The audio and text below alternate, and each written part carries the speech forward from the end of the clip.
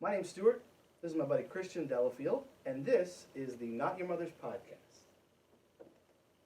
Cheers. That's delicious. Okay, so put our spots back up here. Just kidding. Can't even see it, I don't think. So, Christian and I came to know each other pretty recently, as far as like actually knowing each other. And you may recognize him from a video that I posted on my personal account. Or no, did I post it on my? Yeah, I posted it on my personal. Then I shared it through the podcast. So you may recognize him from that, especially since he's wearing the same shirt now. Well done. Yeah, that he was. stayed in character. I like it. That he was in the video. So we're gonna get into that. We're definitely gonna talk about that. And if that's really all you're here for, I don't blame you. I get it. I don't know how far to tell you to fast forward to get to that part, but it's coming up. I'd appreciate it if you wouldn't fast forward, but I don't blame you if you do. So we're gonna talk about that. But first, we're gonna kind of get into. Let's get to know you a little bit. This is the first time you've been on the podcast. And we're going to get to know him a little bit, learn about his background, and find out what happened in the video, how that everything that transpired up until that point, but also go further back. And we're going to talk about, just growing up, where you grew up, what church you were involved in growing up, that sort of thing.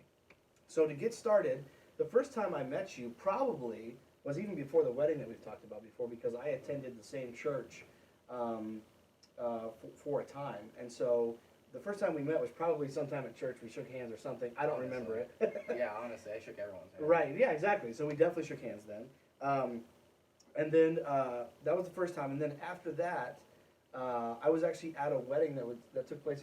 That church used your house for a wedding. I was there. I was helping the photographer at the wedding. I remember it well. And I definitely remember seeing you going in and out. You were helping out. I know you were. And so it's just crazy that we've had our paths have crossed a bunch of times, but never like, oh hey, you're the guy. But now that you're in a video that went fairly viral, now you're the guy. So I'm grateful to you for coming on and doing this. You didn't have to, and I'm super grateful that you took the time and that you're like, yeah man, let's do it. I want to talk about it. So thank you so much. My pleasure, man. So, so that's how we came to know each other. Really, as far as like actually getting to know each other, that's only happened over the last 2 weeks. Yeah. Since the video was out there, and I reached out and was like, hey, I see you're in this video. What can we do to get you on the podcast and kind of break it down for us? So that's how we've gotten to know each other, really online. It's been the majority of our getting to know each other. So you grew up, I'm going to skip around. We got some things written down to talk about. But you grew up, when did you start going to this church, and when did you get involved in the Christian school there? I started going to Faith Baptist about halfway through my 7th grade year. We were looking for churches because I was going to a little private school out in Temecula. Okay. And our friends moved, so we followed them, and we found Faith Baptist. Nice. And I was able to actually, sadly, but the first person I met was Victor Montero. No shit. Yeah. He's very charismatic. He probably still is. That makes sense. Yeah, I don't know. I don't really want to go there. That's fine. That's fine. We don't have to. But he was the first person I met. Okay. It was a Vacation Bible School or something like VBS, that. good times. And we were having a good time, and the vibes are always good. Yeah. Oh yeah. Growing up there, 8th, 9th, 10th grade, it was all nice, but it kind of started to falter a little bit though. Okay. Being better. The older grades I got into. Really? Yeah, it was. What do you mean as far as so you were getting into 9th, 10th grade, something like that, and then what were you seeing then that kind of makes you, you just kind of cringe right now, it's kind of like what do you have an instance or just like an overall feeling that was happening? Well, more like the overall feeling was when I first came, I was very welcome. I mean, sure. Even still to this day, even after all the stuff happened, Right. I still walk in there and people are like, hey, Christian, you're back. Gotcha. People still love me there. Sure. But the older I got, the more I could see through things, and the more I could see through the, holier than thou attitude, and that was very prevalent there. Yeah. Because, it's, I don't know It's how kind to of an say it IFB without being staple. rude, but, it's sad because, you have a lot of good people with good intentions, sure. but their intentions and their faith blinds them. Right. It trumps everything that all the good intentions, I think, get trampled and kind of hidden behind the legalism and, like you said, the holier than thou, where it's kind of like, there's got to be. It's funny because I look back because I was involved in the IFB for so long, and when I look back, I realize I would say things to coworkers and other people, and I've said this before in the podcast, where they would drink or smoke, and I would be like, oh, I wouldn't outwardly judge them, and I would even tell them to their face, like, no, man, smoke, drink, it's cool. Like, I don't mind. But inside, I was silently judging them all along. And if I wasn't actually judging them, I was at the very least telling myself, well, it's cool. I'm better than they are because I don't smoke, I don't drink, so that makes me better. And there's other things too, whatever it may be, other vices, that we thought were so wicked. But I feel like all the good intentions, maybe not all, but I feel like the good intentions remain, they're still there, but they just get pushed down by all that. They like to call it standards, but it's really just legalism at best. I don't even really know if I could nail a specific time. Okay. When everything started to change, but I remember it's usually gradual. Yeah, 8th grade, I started getting more involved in like sports and more involved in the school and you play on the football team? Football, basketball, and baseball. Oh, yeah, everything. Yep, I had a lot of fun. But good. Like, we went to Vegas. We went to I don't even know where else we went. We right. did a lot of tournaments and stuff like that. Mm-hmm. But you probably went to. Did you go to First Baptist? Did you go to college? Yeah, because you guys would always come for the basketball tournament. That was a big thing for them. Oh yeah, it was fun. But what really started my involvement in that church, like getting heavily involved in the Christian life, was soul winning. Okay, yeah. Because I love to talk. I've said my entire life, if you know me, it's hard to get me to shut up. Well, you're a perfect guest for the podcast then, because that's all we're doing. Yeah, and we would go soul winning, and I'd be really, and I don't know if the viewers know what soul winning is, and I'll explain it briefly. Yeah. It's whenever we go out and we talk to people about Jesus, try to invite them to church, and ask them a very specific question, like, do you know if you're going to go to heaven when you die? And I don't want to get too into it, but, I got a lot to say about that. Oh, yeah.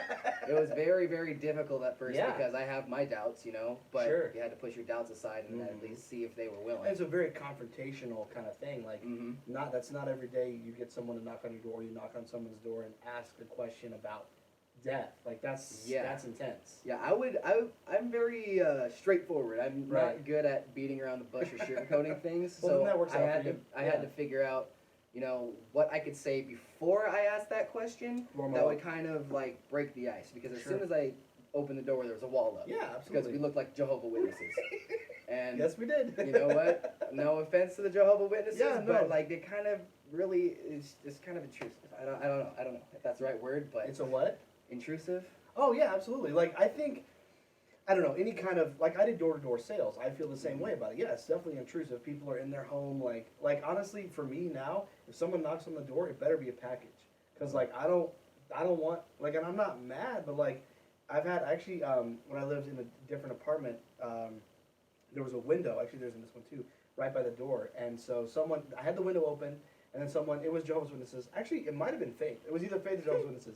They knocked on the door, and I was just telling my kid, like, shh, be quiet, like, don't say anything, like, I'm not gonna open the door. And she went over to the window and was like, hi, like, talking to me, get over here. I wasn't ready for that. That wasn't fun. But I agree, it is intrusive. Like, any kind of door-to-door anything it's intrusive. And I mean, it's the way, it's still one of the best methods to get people to either join your cult or sell your lawn care or whatever it is. It still works. It is.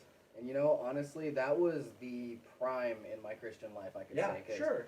I remember my life verse still to this day is Mark 16:15. Go ye into all the world and preach the gospel to every creature.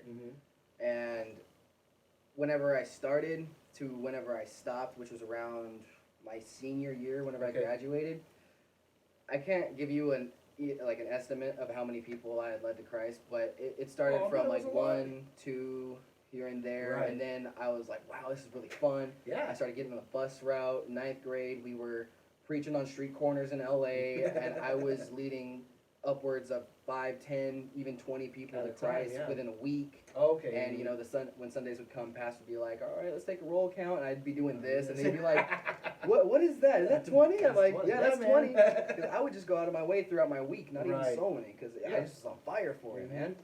And then I started to notice how fake the church was and how fake the preaching was. And not necessarily the preaching, but the people who preached the messages at you would turn around and not live it. Right. And it was just, it was bad. My thing is, like, and I know I always point out specific churches, and we are today, and I always point out the IFB, but I always will, I think, have a problem with organized religion, and I feel like that's the big problem, is there is so much that you're going to preach that you just can't live up to.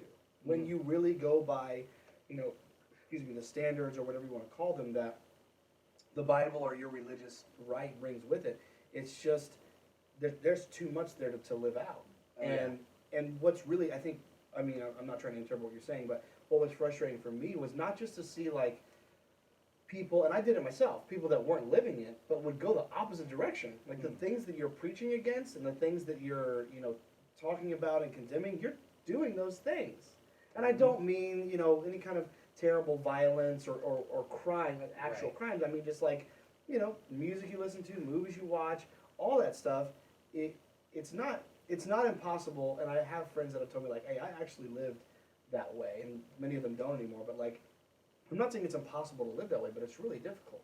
It is, but it's. But you can't put yourself up on that platform every Sunday and Sunday morning, Sunday night, Wednesday night, and say this is the way to do it, and this is everything that I am. And you're not that. You just can't do it. And I mean, Pastor would always go up and say, Pastor Bruce Goddard, he would say, I stay to the right as far as possible so I can, what's the word? Just stay away from the appearance of evil. Right. Stay from all appearance of evil. Yeah. And I mean, it makes sense, but it's almost to a fault, because you can do that up on the pulpit and on Sundays, but that's the only time a lot of people see you. So that's what they expect. Right, exactly. And it puts a bad rap on Christianity. Because like you hear all this stuff that you don't understand in a book that's actually written at a 6th grade level. Yep. So I don't care whoever's listening, don't give me no excuses about not reading the Bible because you can't understand it. That's BS.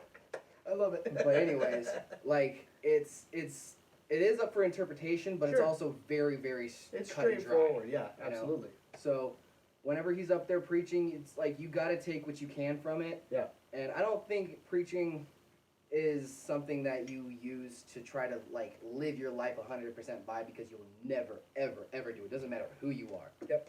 And I mean, it's been obvious with even one of my favorite pastors, Jack Scott. He was freaking phenomenal. Oh, I've never heard a preacher better than him, but then he did what he did and messed up. And now he's in a federal penitentiary. And it seems like it's a repeating thing in the IFB area. I don't know why. Well, my opinion, and I could be wrong, there being no like sense of responsibility as far as like, I'm the pastor, I say this, you do it, and that's it. That's when you get people like Greg Locke, who beats his wife and leaves her for his church secretary, and still is a pastor and stands in the pulpit and gets on his Facebook page and blames her and says she's the bad one. When she's at least for a time, was at a shelter, couldn't get access to her kids because her brain is so messed up because she's been physically and verbally abused by this guy. I know I'm on a tangent now, but my point that I'm getting at is these pastors in these pulpits, they just get a pass on everything. It's more of a, I don't answer to you, I answer to God. No, exactly. Exactly. And so then what? They take whatever kind of check they want from the church. They which I don't know if we can get into that today, that's a whole other thing, but like they take all kinds of money from the church, they get to take advantage of people, whether it's emotionally or physically, it's still there. And again, I'm not saying that every single IFB pastor does this. I know several IFB pastors that I firmly believe do not. However, it's open to them. They're able to do it because there's just, the accountability is not there. And then eventually they get caught and there's repercussions, and for some of them jail time, hopefully. Yeah. But yeah, my opinion is that the reason these kind of things happen, the reason that we run into these just scary situations with these men of God, is because they're just unchecked on every level. Yeah, it's sad in every level too, because the families there are huge. The people who, like the Woolies, that their family is tied in with that church. That's how heavily. it goes. Same with the Beal family, but the Beals, I like the Beals. I'm a fan. They're awesome. I'm a fan. But the Woolies, I don't really even know the Woolies at all, except for what had just recently occurred. Right. And so, sorry, go ahead. Go ahead.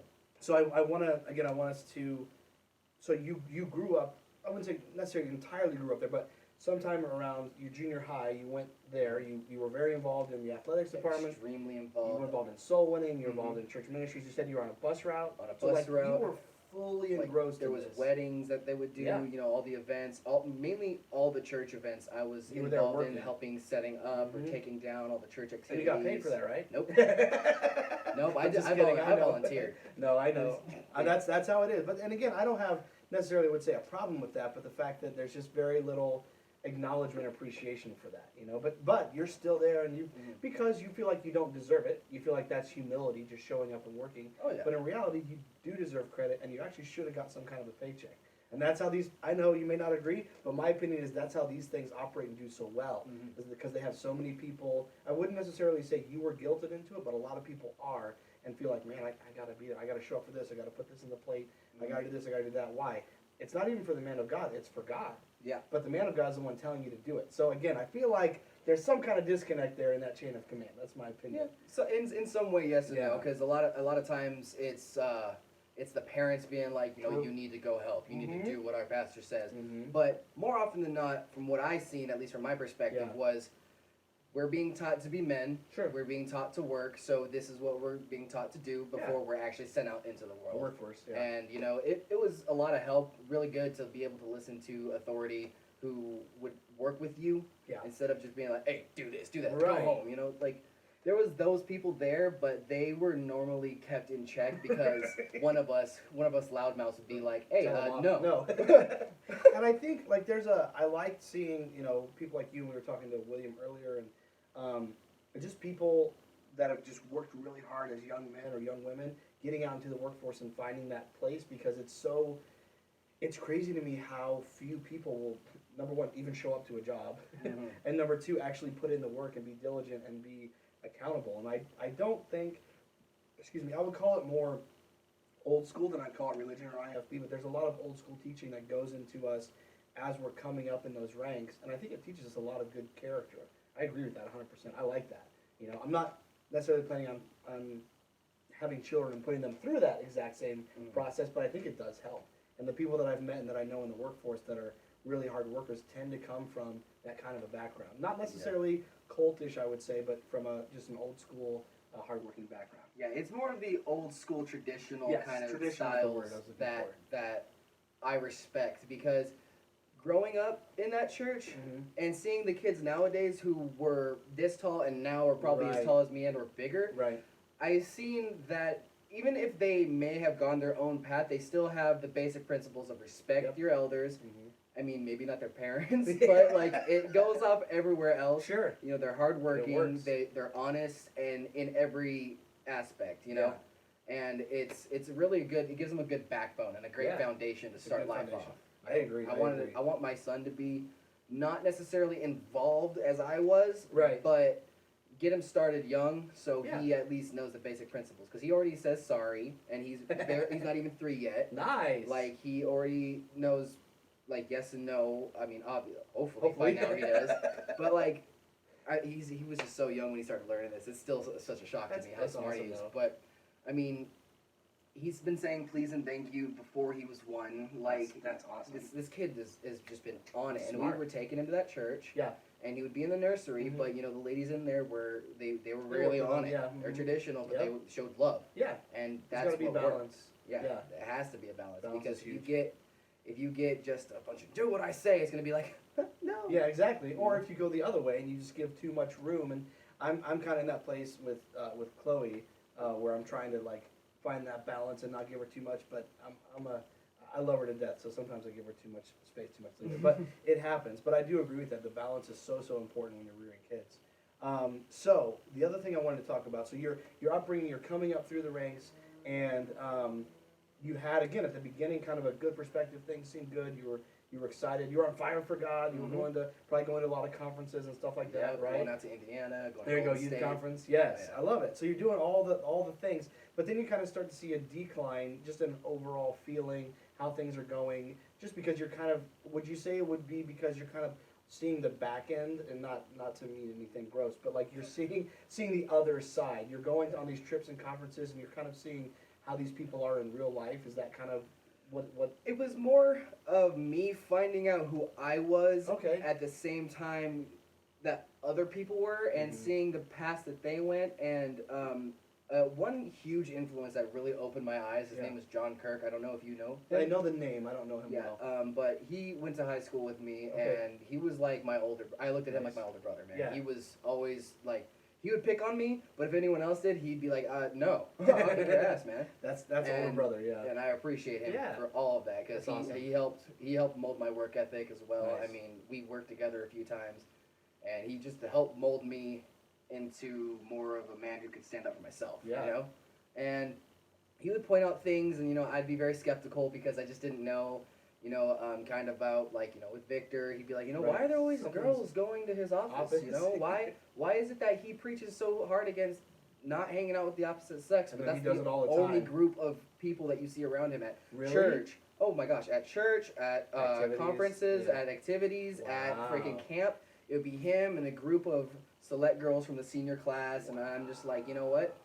This is questionable. But Right. at the time, my mind didn't go that far. Exactly. No, I would have been the same way. Yeah, absolutely. Yeah, like it came into my mind a couple times, Mhm. but I was like, nah, he ain't doing that. Yep. And Yeah, because he's the man of God. He's above reproach. yeah. Yeah. I But- know the feeling, dude. But I it came really do. back and it was like, nope. Nope.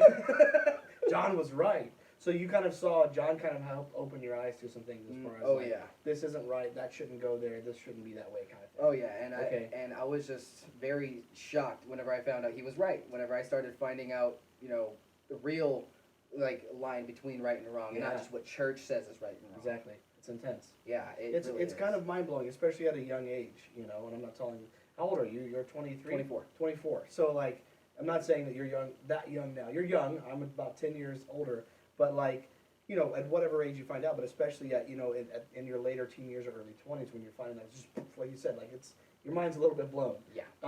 So that's kind of what that was kind of your process or your little bit of your metamorphosis of, okay, something's not right, these things aren't adding up. Mhm. So up until that started happening, or you started seeing those things, how would you say, what was your feeling about the church, about the pastor? Like, did you have kind of good vibes, and I would assume that you had good vibes and you thought good things about them just because of how involved you were. Yeah, I've always respected the pastor up Okay. until recent times. He's Yeah. always been up front, Sure. always been straightforward with me.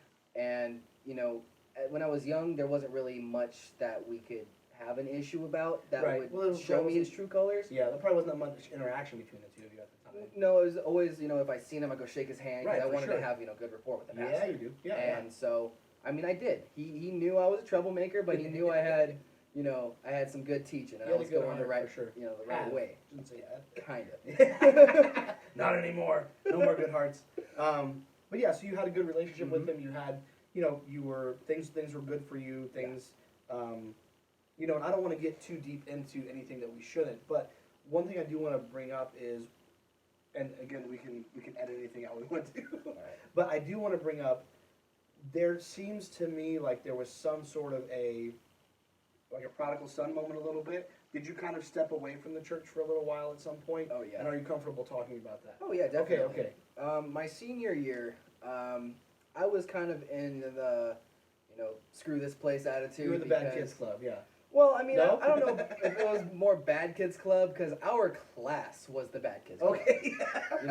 We were the class That's of awesome. examples. So. Oh man. Yeah. What year did you? I don't need anyone's name unless you want to give it. What year did you graduate? 2013. 2013. Okay. So with William. he Yeah, in I my was class. around then. Yeah, for sure. Yeah. So yeah, we were not good kids, but like the But senior. not good kids because why? Because you were. Because we didn't listen. Right, to but all not the because rules. you were committing violent crimes. Not because you were.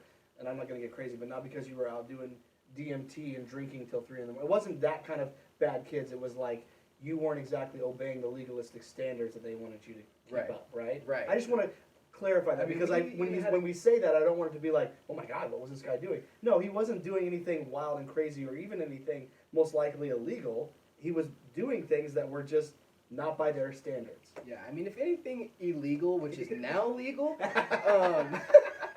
I think I know what you mean. We had a couple kids in class that would go out, Yeah. get stoned as hell, come back, and they'd be blasted all day. They'd be blasted during soul winning. That's awesome. And you know what? Nobody said anything Yeah. because they all knew, but they were still there and they were trying. Right. Our class, we understood that. Yeah. And it was like our class was very tolerant, if anything, sure. because we weren't all caught up with the good kids, Yeah. we could see it from our perspective and the good kids' Yeah, perspective because we had teaching on both sides. Exactly.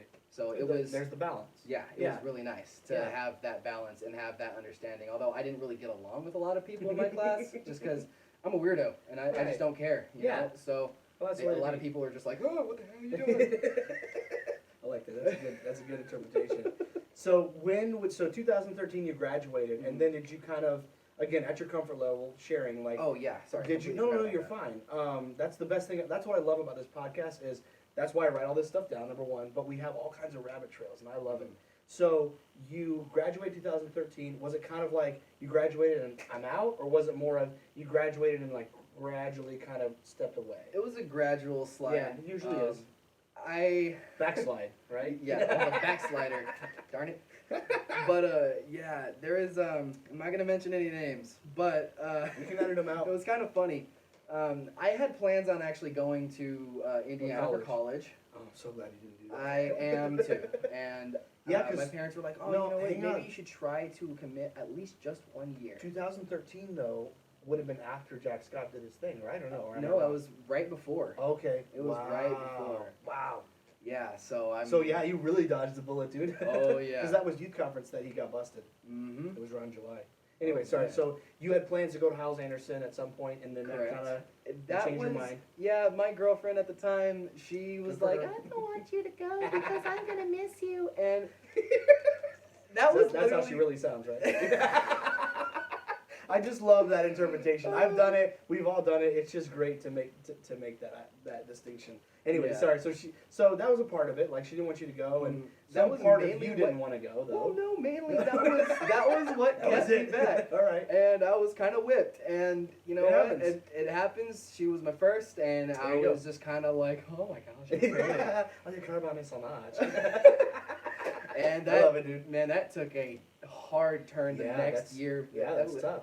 I'm not gonna get too into it, but Mhm. literally the next year, the first of the year, I broke up with her and ended everything. Nice. Because I was like, new year, new start, new me. Old deuces. you. All right. But at any rate, you didn't go, and then that kind of, I'm sure that definitely played into you not, kind of edging away from the church, because then Yeah. I wouldn't say you would have been excommunicated, but would you say that you were kind of looked down on a little bit because you didn't? No? No, That's I, good. I don't good. say I was looked down upon good. because my I'm not trying to put words in your mouth. I'm Oh, just no. trying to figure it out. I know. It was like people knew me and they didn't Sure. see me as somebody who was going to come out as a Howells Anderson product Right. because they produce preachers. You they weren't coming produce back to start a missionaries. church. That wasn't No. your life's plan. No, Yeah. my life's plan was to do something with music, and Okay. honestly, they have a great music program up Mhm. there, but Yeah. but it's so straightforward. Like the sad part about it is there's There's a many lot of people talent, I'm who sure. have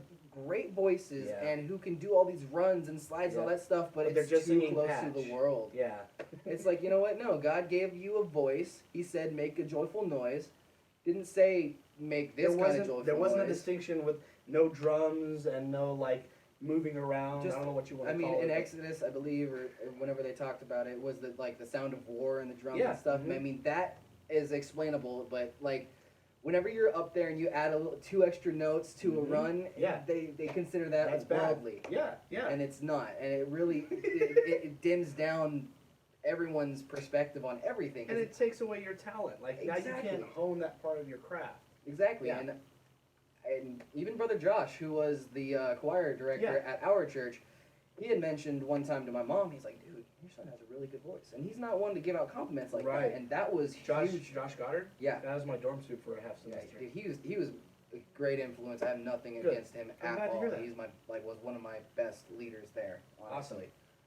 But he encouraged me so much just to keep doing what I was doing, Good. keep singing, because Good. in choir, I would be louder, like Tyler Oliveira. Like that Yeah, yeah, man just yeah. would belt out, Yeah. and that man could sing, and Mhm. he let his talent just go, you know. Mhm. And I've heard him sing. He's got pipes. oh yeah, Yeah. oh yeah, and so that encouragement really helped. Good. But So getting falling, back to falling away, you getting didn't go back to to falling college. away. Yeah. I was going to go to Arizona and go visit my dad, Okay. and so I stayed out there for a little while. Cool. And we got in fights from that fight that had happened when we left, or Yeah. when I left. I went and got into some bad, really, really bad, how how do you say it? Mojo. Oh yeah, I bad don't know. mojo, bad group of people. Sure, I just didn't know people enough at that point in time because I hadn't been sheltered. Yeah, You know? exactly. We Like, don't know I've how been- the world works. Yeah, I've been very sheltered and Yeah. protected by my mom from a lot of crap growing Yeah. up, which I appreciate now. Looking back, I see all the crap that I Yeah. missed. Yeah.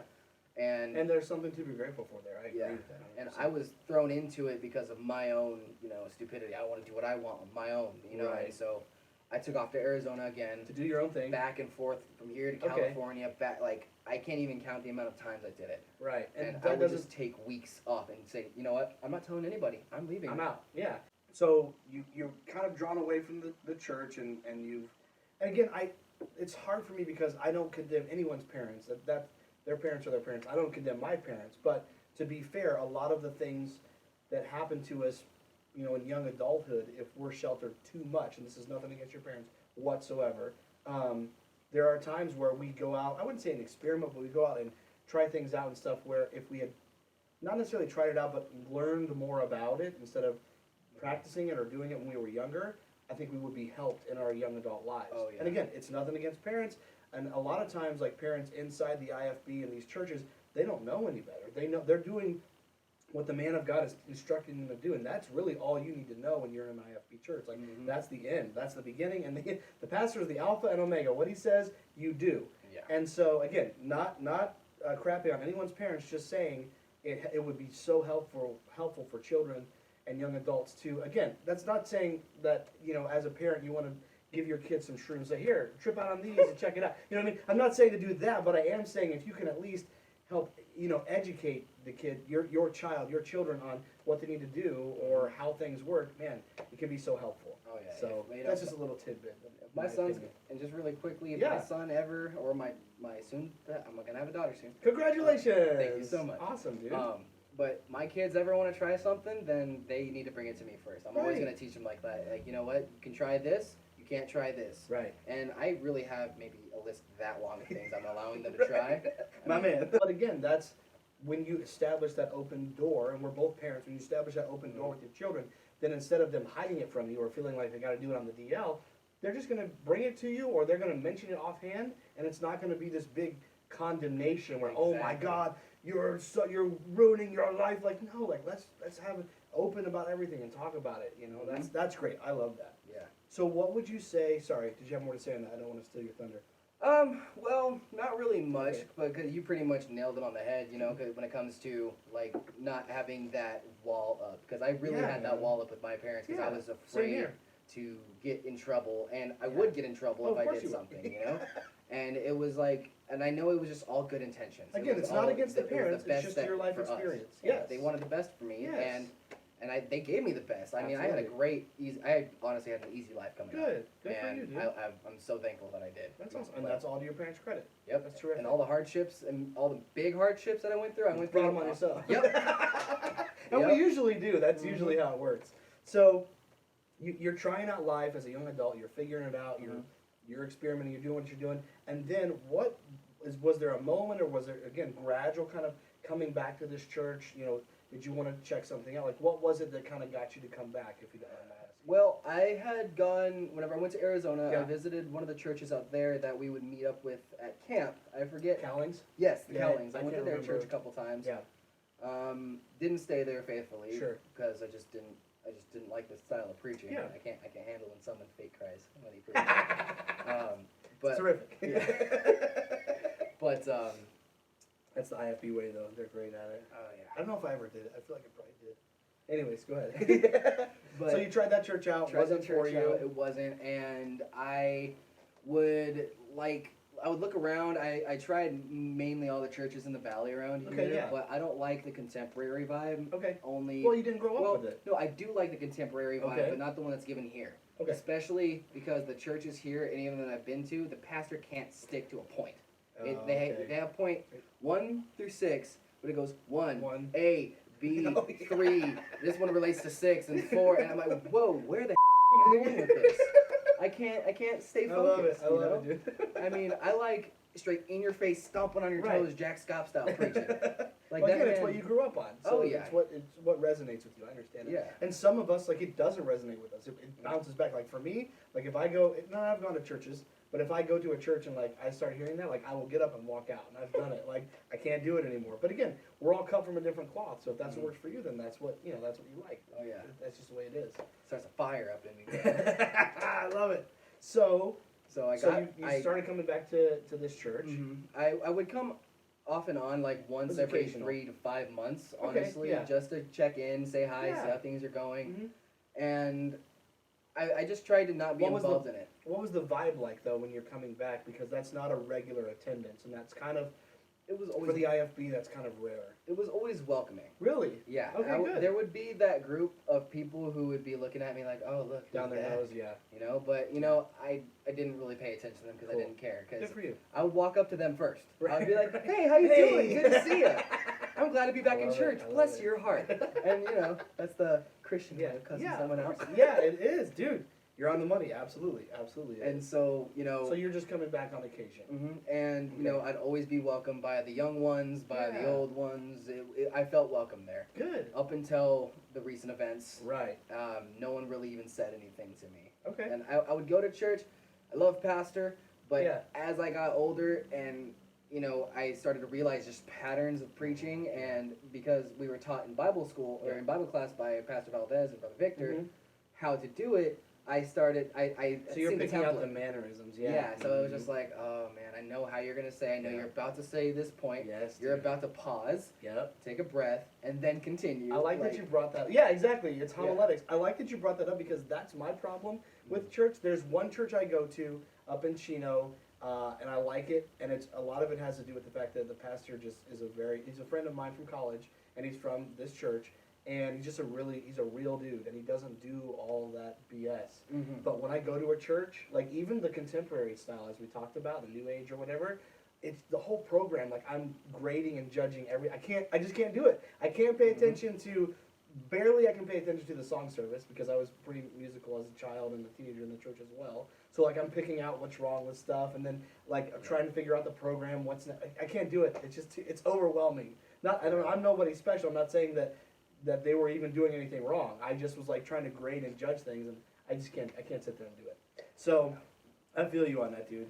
Yeah. Then when you sit and watch them, once you've learned all of it, and when you sit and watch and you can predict what's coming next, Yeah. it doesn't make for an enjoyable service. No, and after I was taught all that, Yeah. honestly, no offense to Pastor Goddard, Yeah. because he's a great preacher. Well, He's good at public speaking. You have Yeah. to give him that. And- We're kind of coming up on the subject matter of what happened, Mhm. what went down. So before we break down the video, before we get to that, I want to kind of, because me and you have talked about this privately already, so I want to talk about kind of at a top level. We don't have to have only the details you want.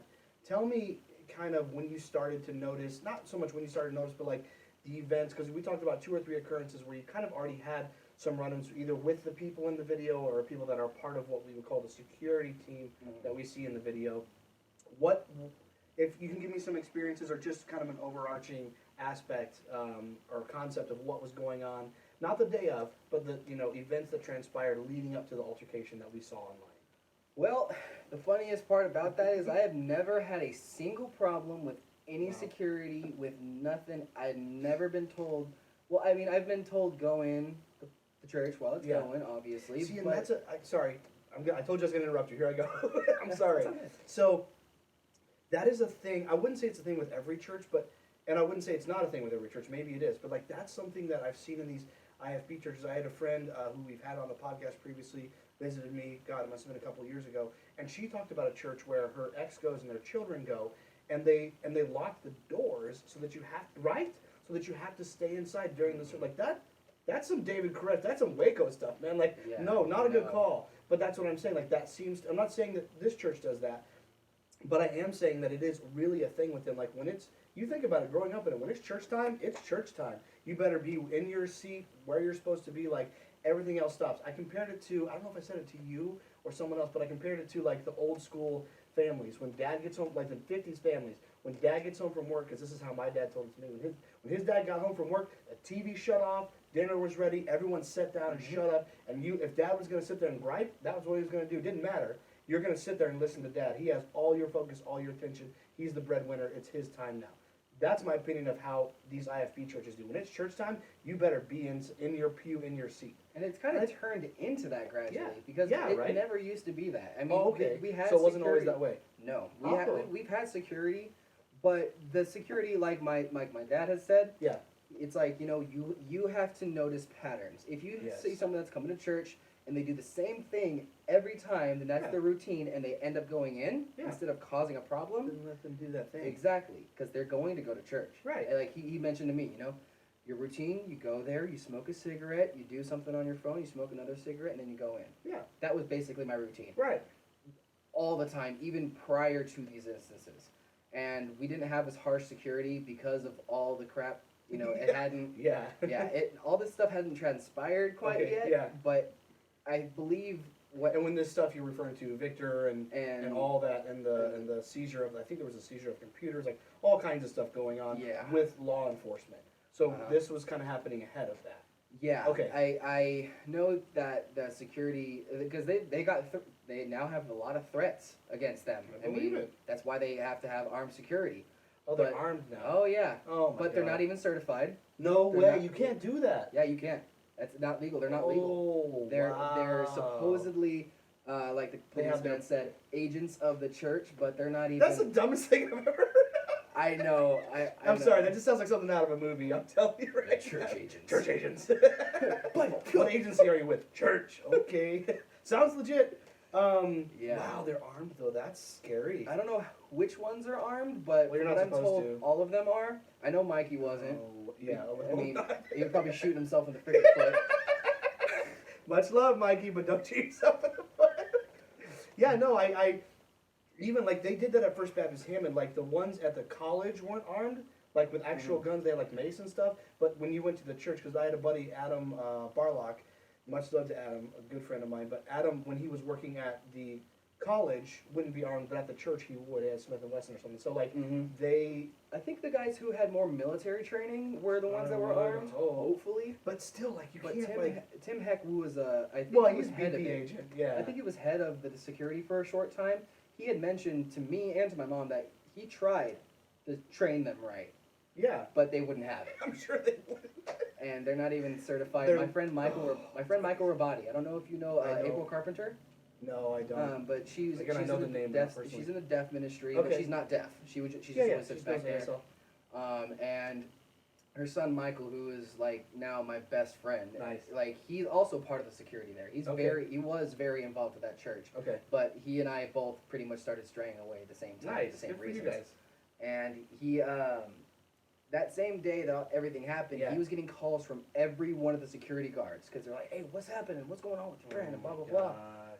And he's telling me all the inside stuff because he's part of it. Right, exactly. And he's like, "No, That's these guys awesome. aren't certified. These guys are armed. And what they're doing isn't legal."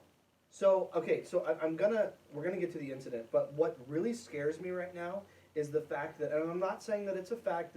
We're going with allegedly right now because there are no weapons in the video, but it is possible that someone in that video where that altercation took place was armed. I That's was. scary. I was armed. I didn't have a gun, but I had a knife that could do some damage. Right, but I'm saying like, yeah, okay, so that's good to know. But I'm saying like, it is possible that one of those people in the video had a gun. Mm-hmm. That's really scary, dude. That's really scary. Oh yeah. But I mean, I knew that before that had Right, of course. Like, about It wasn't. I'm The not saying first you went in instance. without that knowledge. I'm just saying. Yeah. Me watching the video, I had no idea. But now watching it back and thinking at any point someone could have pulled out a weapon and been that. What's the word? Because that, from what I saw, that was very. There was a lot of, not in a sexual way. There was a lot of passion there. Yeah. Like that's not the time when you want firearms around. No. no. Anyway, so you were saying. Sorry, I want to get back to. I'm interrupting you. I'm so sorry. It's all good. But I want to get back to you have a routine and you come and you smoke. Now, we talked about this before, but I feel like if you're not a regular member or didn't grow up there and you come through and you smoke, you have a lot more leeway. yeah, exactly. But you, Christian, you're not, like, they're not going to give you as much leeway because you're a son of the church, and even though you're a prodigal and you're kind of coming back, like, it's not okay for you to smoke. Now, you bring a visitor, your parents bring a guest, someone brings the homie from out of town, and They won't. whoever, they're fine. But you're discriminated against, and that's, I'm not playing with words. That's the No, truth. yep, they hold me to a higher standard. They're discriminated against because you're smoking and you're not supposed to because you love Jesus, and Jesus would just, we wouldn't have that. Sorry, I'm just saying, like, that's the It's truth. so accurate, It's the truth, too. though. I mean, like I had said, there had been no issues up until this point, Yeah. and even still, like, whenever the things were, like, the ball was starting to roll with Right. Victor and other people, Yeah. like, I would still go there, I would still Yeah. go and smoke. So, was there an instance or an event where Yes. you were smoking and you were told, like, hey, you can't do that here or something like that? Yeah. Okay. The first event wasn't anything that had to do with smoking. The first Okay. event, I had been in church. Mhm. I was listening. Well, no, I wasn't. I was there because I had to be. Yeah. Because where I was living in that Yeah. certain instance, Mhm. it was a requirement. Yeah, And yeah. I didn't mind that. Sure. So You grew up there. It's fine. and the lady had mentioned Yeah. me like, you know what, you can be there. You don't have to listen. I'm not requiring you to listen. Just Good. be there. Yeah. And I she can be just- a body in a pew for a few hours. It's exactly. fine, yeah. So I would go in there, put my headphones in, cross my legs, and Oh, you just said that with listen. your headphones? Oh yeah, but I'd be in You the literally very, very didn't- back yeah, of the yeah, church, yeah, I know so where no, you're I at. wasn't bothering anybody, Right, you know? right. So I'd be sitting back there relaxing, watching my videos, waiting for Yeah. the service to end, Yeah. and then. Putting in your time. hmm But the first time there was a problem, I had my headphones in and I Mhm. called mom. Mhm. So I stepped out You of the walk service. outside, yeah. To be courteous to people who are actually trying to listen to the service. hmm Okay. And so I was approached by Wooly, Of course and you he was like, "You need to go inside." I'm like, I'm I'm on the phone. You want me to? I'm on the phone right now. He's like, okay, well, whenever you get off the phone, you need to go inside. And so I was talking to my mom. And again, he could have just left you alone. He could have. He You could knew have. you were gonna come back inside, Mm-hmm. and even if you weren't, who cares? Exactly. All right. Anyway, It's I'm my making choice a to mountain be. out of a molehill. It's my but choice yeah. to be there. Exactly. And well, kind of wasn't, but anyways, like, But it was. but you he did, but he didn't know that. Right. Exactly. So, like, anyways, he was just standing there staring at me with this like intense look of anger on his After face. you've had this conversation of, I'll come back inside. And it was really quick. It was just really quick, Yeah. and he walked away. Got off the phone because at that time I was talking to my mom. Mhm. I heard, oh crap, in the background, and my stepdad, I guess he sliced his finger open Oh, or poor something. guy. Yeah, and he's So like, yo, that cut it short, pun Uh-huh. intended. Yeah. yeah, she's like, I need to call you back, so give me 1 second. I need to make sure he's okay. Right. And so we did that, Right. and I sat outside waiting Yeah, because for the I knew I was gonna get a phone follow-up call. yeah. So I just sat there on my phone. He comes back up to me. He's like, hey, so are you gonna go inside now? I'm like, Dude, stop I'm badgering gonna me. go inside. Yeah. I'm waiting for a phone call. Right. They go, well, you're waiting for your ride out of here or what? I'm like, It's no. none of your business what I'm waiting for. Exactly. I'm just sitting there waiting for my mom to call. Right. So she calls back, and we talk for the remainder of the service. Yeah. And I'm walking around the church, Yeah. trying to stay out, and so I was like, maybe I shouldn't walk around the church building itself because I made 'cause 2 there's laps. windows, yeah. Yeah, I made 2 laps, and then I started going down to the By the football field? Or? by the football field Yeah. area, and he had just been watching me this entire The whole time. yeah.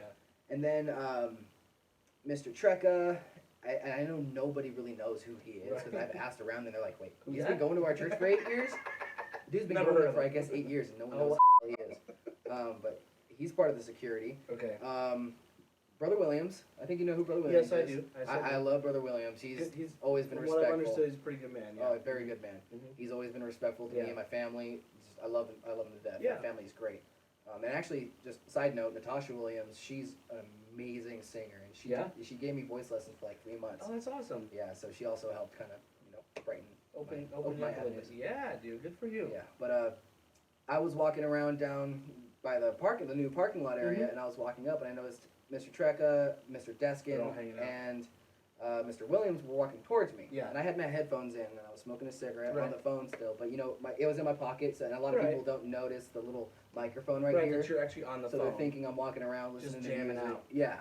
So he approaches me, and I guess he tried to call me a few times, and I didn't notice because Right. I had my headphones in, Yeah. the little earbuds, And he gets up to me, and he's like, I already at this time was not having it because Mhm. like I'd already been approached wrongly, and Right. I was just like, You were "Dude, over it. yeah, like leave me alone." So Yeah.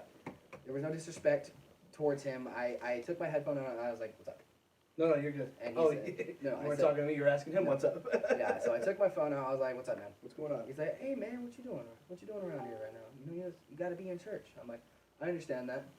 He's like, "Really, man? You got to go to church now?" I'm like, "Well, I'm on the phone right But now." is church still going on? Or Oh, yeah, it was still okay, I going thought on. this was after it was over. No. So these 3 guys during church while it's going on, instead of listening to the man of God speak, I know they're security, so they're supposed to, but like Instead of that, they approach you. Mm-hmm. Okay. And so I'm walking up. He approaches me, asks me to go into church.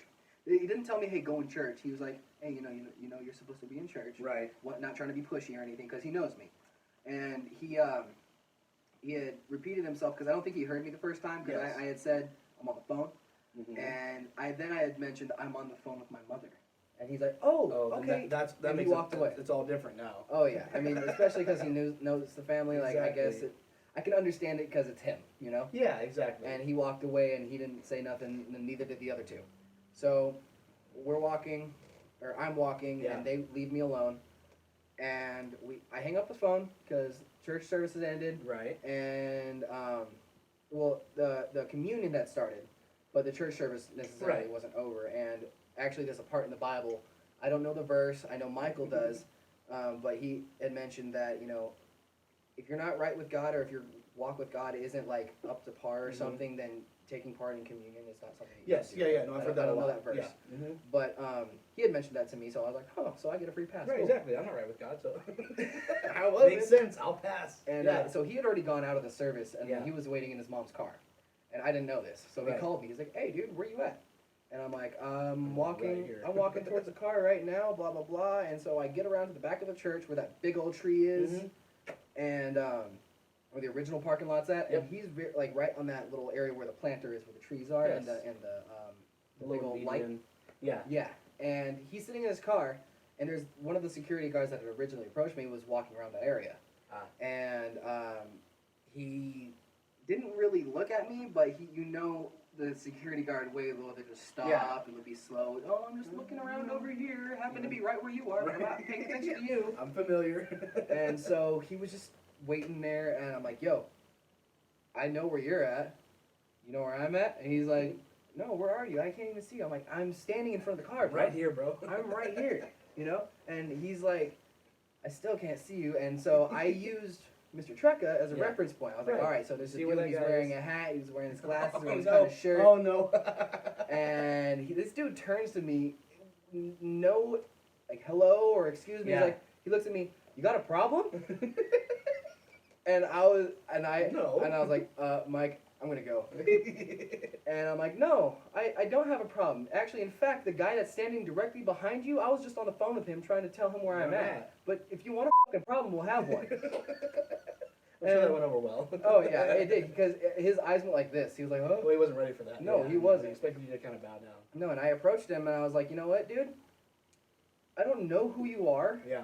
Actually, in fact, how long have you been going to this church? I started to grill him a little bit. I was like, how long have you been going here? Oh, it doesn't really matter. Blah, blah. It never does. Oh, no, it freaking does. matters. How long have you been going here? And he's like, I've been going here for 8 years. I'm like, oh, cool. I've been So going here for longer than 11 you. years. So Got cool. you beat. Exactly. Like, so yeah, I do know the rules here, and yeah, I do know what I'm supposed to do. Yeah. And I know what you're not supposed to do. So Which is you what you're don't doing. ever approach a man, ever. I don't care if you're a security guard or what. Dude. And especially if he's bigger than you, even though I know size doesn't matter, regardless. It kind of does, though.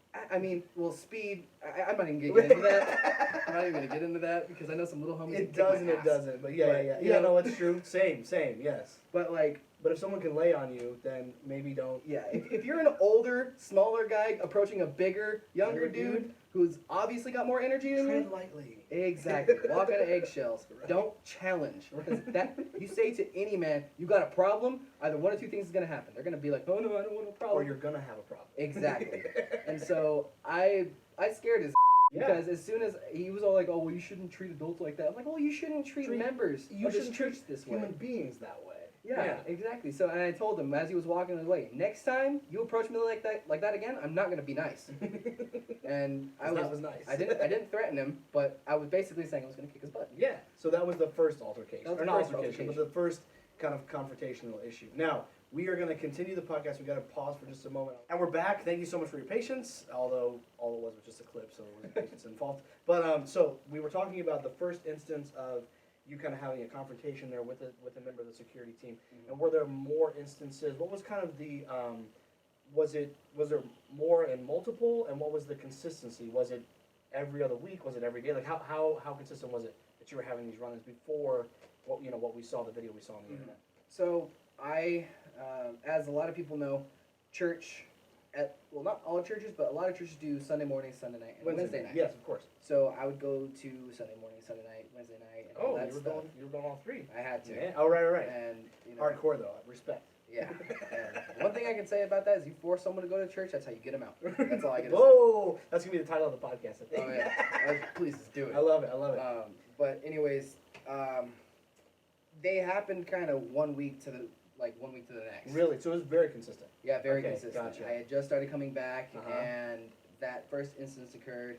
The second one really wasn't much of an altercation at Okay. all. It was just more of him walking up to me kind of aggressively Yeah. and just being very demanding. Just in your face. And I had walked away, there where the senior parking is in the very front. Mhm. I've like on Sunday mornings when there's all new people Yeah, there, exactly. you see people smoking up there. Yeah, every time. Sunday. Yeah. And you don't see nobody coming up to them and telling them to leave because we want them to Because stay at our right, church so exactly. we can get their money, Mhm. basically. Yeah, not basically, exactly. And you know what? Like, I can kind of see it from their perspective again. You know, we don't want to shoo people away from We don't wanna church. scare 'em We off. want to let them do what they do, Right. and they hold us to a higher standard. Yeah. Okay, makes sense. But still, there's a better way to go about it. There is. And he approached me. He's like, "You need to get off the property if you're gonna smoke that." I was like, "No, okay, I'm not gonna be rude here, sir." And I said this. I'm Yeah. not trying to be rude, but is there actually a rule stating that I'm not allowed to be on this property Yeah. while I'm smoking? And he said, "No, that I don't believe that there's a rule, but I'm gonna make one right now." So Situational ethics. So you need to either Oh, put that out God. and go inside, or get Gotta off the be kidding property me. and Gotta smoke be that. kidding me. Yeah, and it was done. And I Yes. asked him, I was like, "Well, why don't you tell the people on Sunday mornings?" Oh, did you actually tell him that? Yeah, and I was Nice. calm. I wasn't trying to. Yeah. The whole reason I was smoking a cigarette was because I was trying to calm down. Because I was already stressed. So I can handle church. Exactly. I need this nicotine for Jesus. That's a good one. It's true. And, Not actual Jesus, just the preaching that you were doing. yeah. But I had So you said, weren't in his face. He says, nope, "I'm making up a I was rule right sitting now." down on the curb, Yeah. and he Having was your standing smoke. over me, just like, I'm like, dude, you know what? You don't tell people on No, Sundays, and dude. why So not? why are you telling me? And he's like, you know what? It doesn't really matter.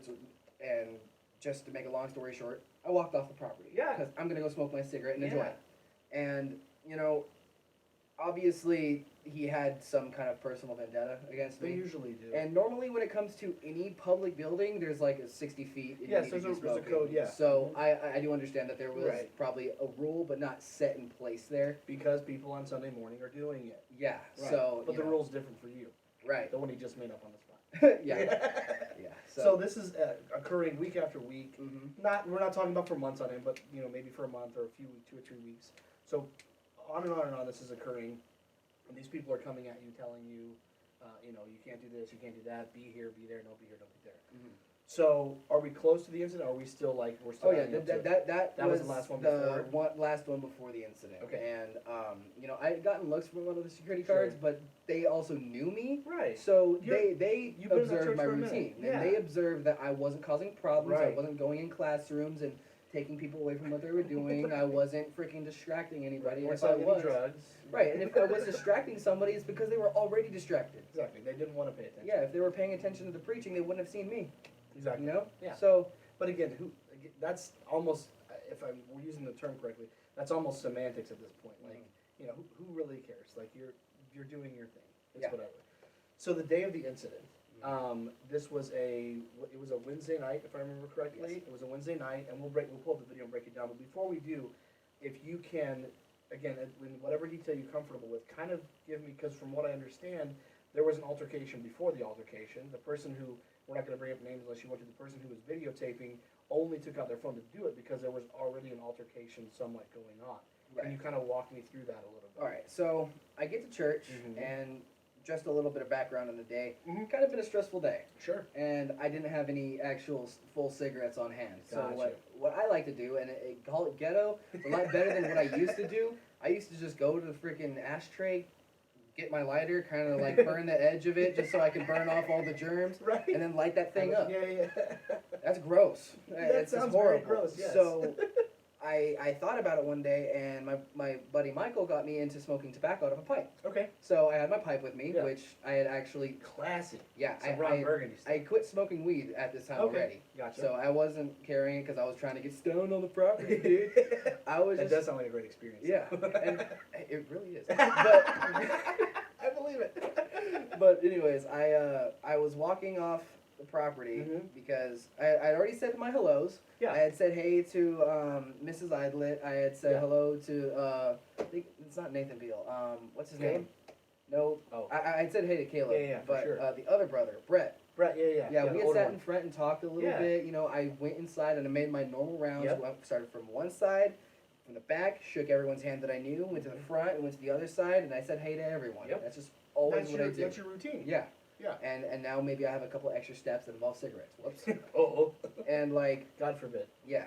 And so But I you- did that, but okay. I'd already been in the church. Yep. Church hadn't started. It was Okay. It was a good time before, Yeah. and you know everyone had already seen me there. You I weren't wasn't- disrupting anything. No, Okay. there was nothing Yep. going on. Choir hadn't even lined up yet. Okay, so there's The nothing. orchestra hadn't even all sat They down. weren't even yet. there. Yeah. No. Exactly. They were all getting their stuff prepared in other rooms, but Right. they weren't in the church Right. service. So, anyways, So you leave the property then? yes, Okay. I was walking around. I was like, oh my gosh, I need a freaking cigarette right now. Right. So I take a walk off the property and I go down to the roundup. Mhm. And back to what I do with the cigarettes, I'll Right. take the cigarette and I'll take the filter off and I'll bust open dump the your- paper and I'll yeah. get the tobacco in because that's untouched. It's not like Yeah. people have spit on it already Right. and it's not been in their mouth. It's still full tobacco and Yes. it's not. It's clean. Right. I mean, although it's gonna kill you, it's clean. It's still clean though. It's a clean death. I got Yeah. you. What's the joke about? Why do they tap the cigarettes before they? Because you've seen, I guess in old movies, right? They tap the cigarettes. They have to wake up the cancer. That's the one. I like that. I've never Anyways, heard that yeah. before. Well, I'm a I fan. like it. But anyways, not to judge if you and you smoke, so we're not judging that. We're just saying like we're just making jokes, people. It's just jokes. Anyway, Can't so you- offend anybody. It's 2019. not, Oh my not in gosh. not in 2019. That's all this podcast does is offend people. So you're going to grab some cigarettes. I walked over to the roundup Uh-huh. and I grabbed a bunch of cigarette butts and I had them in my hand, Yeah. grasped in my palm because Yep. that day I felt like I was looking fine. I was Right. like, you know what, I'm good today. I feel like I'm going to church and I'm looking Right. better than I was the first day. Oh, speaking of that, Uh-huh. the first day that I got back to church, it Yeah. wasn't like an altercation or anything, but I walked in and this older guy, he's like, take off your hood. I'm like, Oh yeah, I've done that. No. I've done that to people. they're like, did you hear what I said? Take off your hood. And like, yeah, I heard I what heard you you said. No. I'm not doing it. Yeah. And he just stared at me. And then that same dude I was talking about, William, Yeah. he was like, oh, why are you coming into church looking like that? La, la, la. I'm like, if I remember. Why are you coming to church selling meth? I Right? don't know. and I just looked at him and I was like, you know what? If I remember correctly, God says come to church as you, are, not come into church You don't need to be all looking. polished. Yeah. Yeah, I mean, besides, I look better than him in his dressed Heyo. up crap anyway. But like, you know what? I'm sure it was ill-fitting. It was great because it was in a little group of people, Yeah. and I walked away. I don't know if they were laughing at him or what, but I said that. All I heard was a bunch of laughing. I was like, Gotcha. Yep. But anyways, I had You had your butts. I you had were my gonna- butts, and the whole reason I was saying how I was feeling and looking Yeah. good and all that stuff was because I didn't want to put those cigarette butts in my pocket because I did not want to walk in there and stink Yeah. like Yeah, cigarettes. exactly. So I mean, regardless, my hand was gonna smell, but I Right. could go to the bathroom and wash that off. Right, not your whole body. So I was walking and I was looking for maybe an empty pack that someone had tossed out their car, Right. so I could put them away, or Mhm. maybe just like one of the plastic parts that goes on it. Yeah. And so couldn't find one, and so I just walked with the cigarettes in my hand. Yeah. And at this time, while I wasn't there, Right. my girlfriend had mentioned to me that she was She waiting. was there with you. It was Okay. her. This is her first time at that church. Was that day? What a great intro. Oh, I know, right? It was freaking fantastic. Oh my God, She's dude. sitting on the side of the church on the stairs. Yeah. A girl had actually come and talked to her. Yeah. And was very nice and introduced Yeah. herself. And That's how you're I supposed to be believe someone's she. first time. Yeah, I believe she tried to. I don't know, Get her to like come inside witness or, oh, something. okay, yeah, probably. But she was just trying to put her feelers out, see Mhm. what she's at. You See know how much she needs Jesus. hmm Yeah. And I love that. I respect that. Yeah. It's so awesome that she's doing that because that could change someone's life. You know, in the right instances. Sure. But Wooly had approached her and said, "Hey, what you doing?" And Right. he was like, "I'm just Different sitting kind of approach. here." Yeah, but it was still aggressive from what she said. Yeah, He of was course just it very was. like, "Hey, you need to go inside, Inside. to leave." Yeah. She goes, go inside or leave. And she's Yeah. like, I'm waiting for my boyfriend. Yeah, who I'm here with. And he's like, it doesn't matter. You're waiting for. You need to go inside or leave. And she's like, you know what? I'm here with April Carpenter, and I'm here with Christian Delafield. Right. They took me here. I'm waiting for him because I don't know this place. Yeah, I'm not just I gonna, don't feel I'm not gonna go, comfortable. no, old man, I'm not going to go inside with you right now. Sorry. Basically, but she said it very nice. I'm sure, yeah, of course. But that's my takeaway. Yeah. Oh yeah. I wish she would have just been like, I know.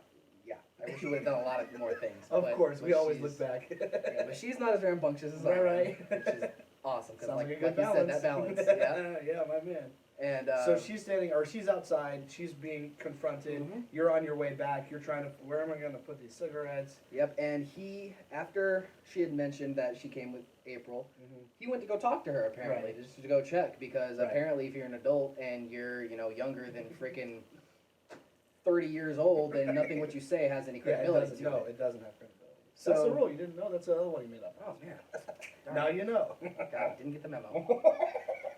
But anyways, So you're on your way back up. She's been confronted, and he comes back to her after okay. this. Oh, really? Okay. Again. Mhm. And he comes back to her and says, well, I talked to April, and her and I are both wondering what's so difficult about you going into the church. Everything. And she's like, I don't know this place. Yeah. I'm waiting for my boyfriend. Yeah. And he just turns around and walks away. Okay.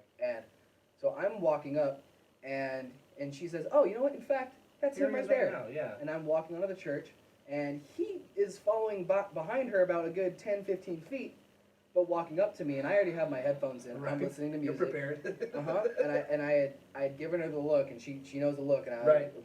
I just kept walking. Right. I wasn't gonna listen to him. Right. We're gonna go into church. We're gonna do our thing. And Yeah. I had just basically told her like, babe, let's just keep walking. Yeah. I have my headphones in. Let's just keep walking. Yeah. And so we're walking up, and you're avoiding confrontation. Mhm. What you're doing. and she's on my right side. Mhm. I'm on the left side, and this tiny little freaking walkway Yes, that they just Up made. to the. Oh, I don't want to. You know the parking, the brand new parking lot. There's a Mhm. little sidewalk on that parking Okay, lot, gotcha. and where the trees are planted, but Mhm. it's really really small. And he decides to stand on my side, Of course. and he's yeah. standing there, hands in his pockets, just staring at me. And I'm not breaking eye contact with him. Right. And I just walk up next to him, and I'm just staring at him, and I break eye contact, look forward, and I just You keep walk walking. right next to him. Right. And he didn't move, and I only moved because I'm not trying to start crap. Right. Exactly. And I know he was, so Yeah. I avoided it, Yep. continued walking. And the whole reason I didn't go straight into church was because my plan was, as soon as I get on the property, I'm going to go to the car. Right. Drop these off. Drop Make these your off. cigarette deposit. And I'm probably going to maybe smoke a Yeah, cigarette, That's the whole point of this. get away, smoke a cigarette, put the rest of them down, and go. Right. That was the entire intent, and then I started walking back to the church. Mm-hmm.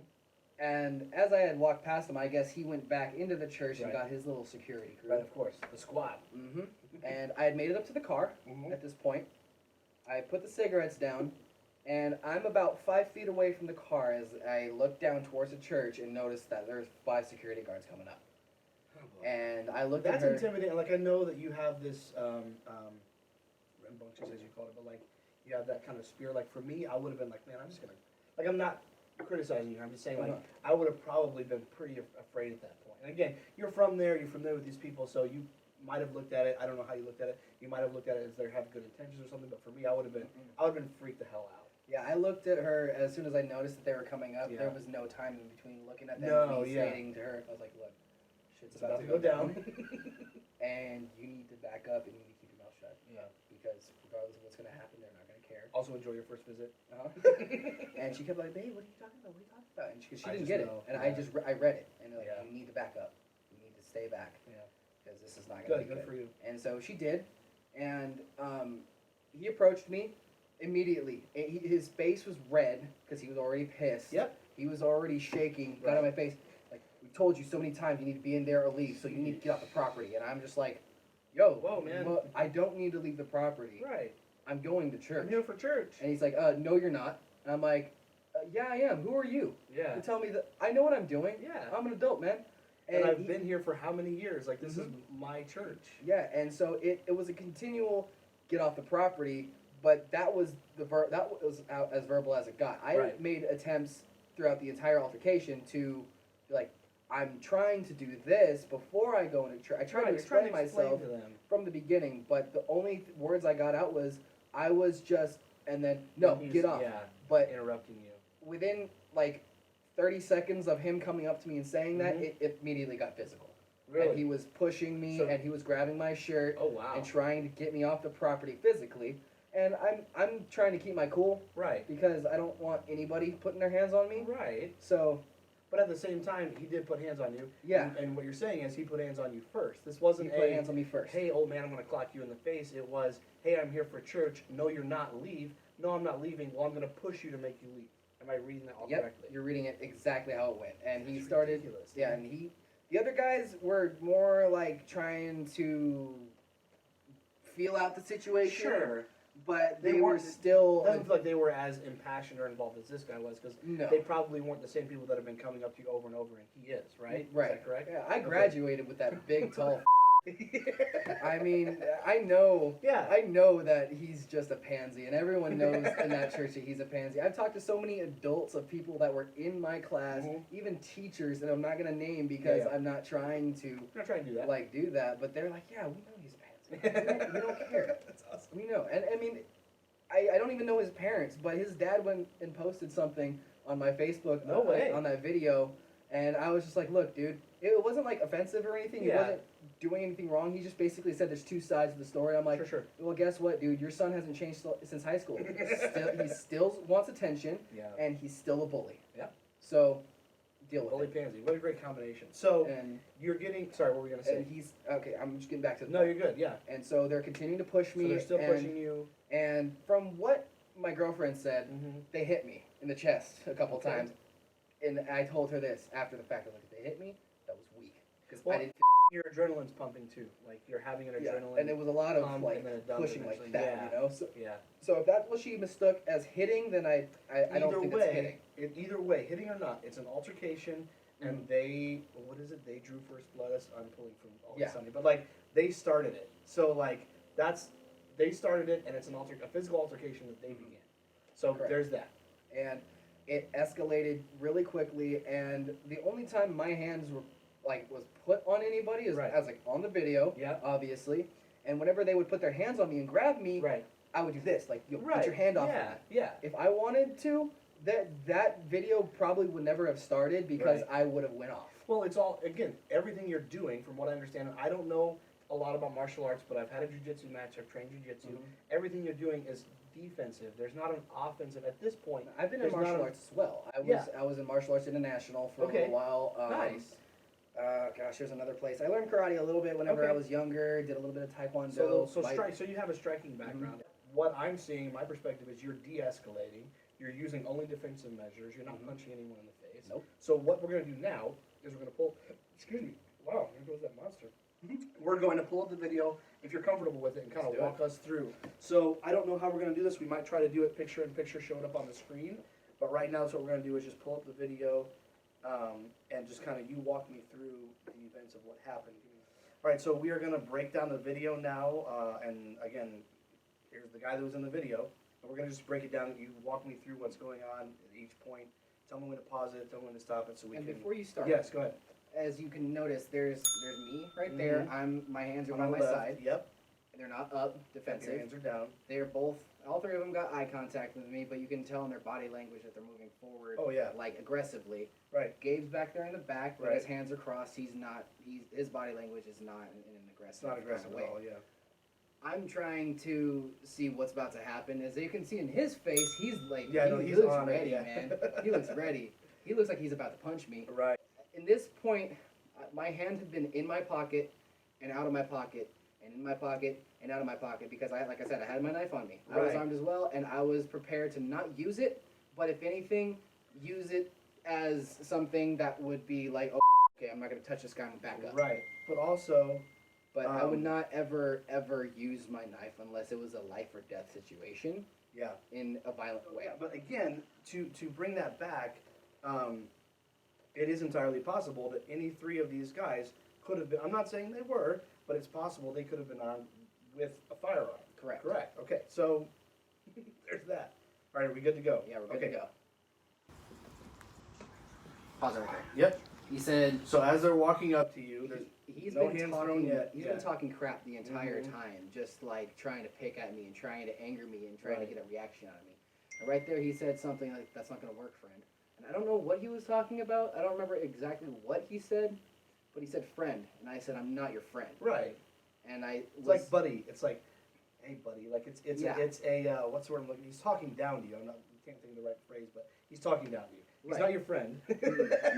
no. And so at this point, It's like what John was Wayne going calling you through Pilgrim. yeah, I was about to be like, "Hey," and you'll see in the video. Again, I was you're gonna point backing out my up. girlfriend. I was gonna point my girlfriend out and be like, "Hey, she's recording. You Right. touch me, it's recorded." Right. And I was just gonna But point this myself all out. happened so fast. And I was gonna be like, "My girlfriend's here. This is her first time," and I was just wanting to talk. Mhm. And I kept repeating myself, "Don't put your hands on me." And you can't really see it much, but his hand's out trying to reach for me right Well, here, right, but exactly, it's blocked 'cause by he's the big man. Right, but he's walking towards you with his hand out. Your hands are down at your side. You're not going anywhere with your hands.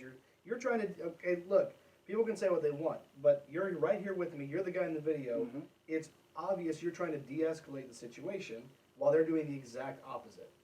Yeah. Right? So the Exactly. exchange of words here is you have to leave. What did he say? Something about friend? You have He to said, leave friend? I don't know what he said. He Okay. said something, something, something, friend. Friend. And I repeated, I'm not your friend. "Not your friend." Okay.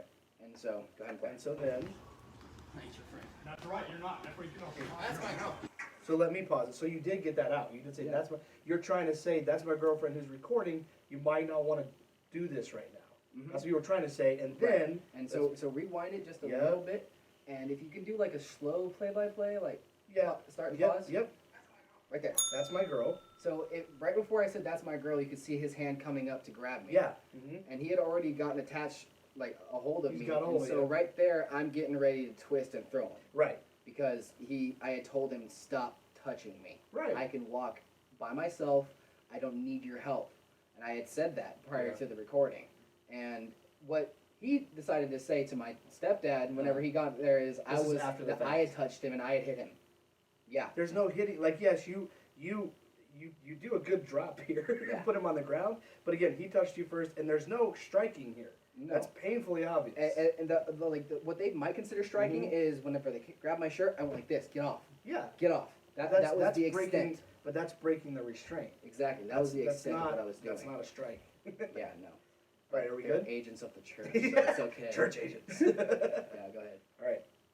And here, as you know, Dude, that was a great, that was, like, I know he's an old man and you're young, but the truth is he came at you first, and he Mhm. should have been prepared, and he wasn't, and he Yeah. just flung them. It was Mhm. great. It was a good takedown. Anything Right. you want to say? You want to walk us through? I'll be Joe Rogan right now. All right. Walk us through what was going on when you. No, but what was the? But like, what was going through your mind when when that's happening, or was it all adrenaline? Just like it was all reactionary. it at that point? was at that point. It was a reaction immediately. And I can tell you at that moment I had started to black out. But right really, there, you've been I'm restraining getting. yourself for weeks with this guy. Oh yeah. Yeah. But they're backing me up into a Yeah. corner, so I could feel myself getting close to the wall, and I just Yeah. got more tense. Mm-hmm. I was like, dude, don't freaking Don't do do it, it. man. I'm warning you. Yeah. And so after that, if they wouldn't have gotten on top of me, I would have been on top of him. Yeah. That was run my the next pound. move. That's what it's time for. And that was my next move, right or wrong, regardless of that. In that You're defending situation, yourself, dude. if like anybody that's- else is in that situation, when you're angry, like as you know, when you're Yeah. angry, all logic goes out the No, window. it goes out the window. Although, again, it was a good takedown, so not all your logic was out the window. Yeah, because I Um, could have grabbed him, taken him down, Yeah. and still held on to him. For but sure. I just decided in that moment. Think about it for a sec. Yeah. You're on video. You are on video. Right. Whatever you do is going to be recorded, Yep. and you might not be able to use this, and it might not be credible. Exactly. And like that all went through my head from the grab to the throw. That went through my head, and then immediately, as soon as he hit the ground, my next move was to go on him. Right. So thankfully, They pulled you off. pulled though. me there. They stopped it. And a lot of people are like, "Oh man, why did you let those dudes punk you like that?" That's I don't not- feel like they punked me. If anything, they were there for his protection. Right. As you can see right there, I went for it. Right. You're trying to get out. Mm-hmm. Yeah. Right. Am I right or am I wrong? Like, is that what you're? I was trying to get out. Yeah. I don't care how If- old you are, what physical condition you're in. If you Mhm. put hands on me first, then you just change the whole dynamic of the situation. This is no longer a verbal altercation. This is no longer you're just pushing on me. This is you put hands on me to what were you gonna do? Yep. You put hands on me to do something. You moved past I'm pushing you off my property or off the church's property physically. You move to, now this is an altercation, and Right. we're coming to blows now. Right. And from here, go ahead and play. Yep. I don't know if you can see it, but You say, I will gladly leave. Right? That's what I hear was you trying to saying. say I will gladly leave Yeah. if you guys stop touching me. Right. But I had been It's saying that conditional. the entire Yeah, time. and it didn't seem to stop them. And right there, what Mikey doesn't have me in a Yeah. headlock, but the other guy is attempting to get me in a headlock, Okay. and eventually they put their hand around Oh me. yeah, well then that's But it. I put my chin down Yep. and Protected. oh my god, you have no idea how close I was to taking a bite out of that fool's arm. I mean, It was right there. there. It was right there. Yeah. I didn't do it. And Good. go ahead and finish it. Okay. Back up. Come on. You know what? You're going off the property. And you don't need to touch me. Fine. Thank you. And you don't need to touch me. Okay, can you talk me through what's happening with your girlfriend there? Yeah, she was standing back there away from the situation Yeah. recording because she had felt that she had needed to start recording. Yeah. Because prior to that, there was a lot more like aggressive pushing and Yeah. a lot of grabbing and stuff like that. So she's like, I need to start recording now, Mm-hmm. just in case something happens. Yeah, and it did. So it's a good thing. It's she the only recorded. reason why that we don't have like a 2-minute long video. People are all Right. like, "Oh, what happened before the video? What did Yeah, you cut well, out of and the you wanna video?" Talk about that. It's a 30-second video. Yeah. Or 15 second. Yeah, I don't there's know. 20. It's 22 seconds, I think. But there's plenty of context here. Now, I do want to back up and say, I do get where, because there's a lot of people on my page that were asking, well, I need more context, and I understand that. But the context is, this is a church that's been abusing human beings sexually, physically, emotionally, mentally. And for a I want while. to touch on that real quick. Yeah, go for it.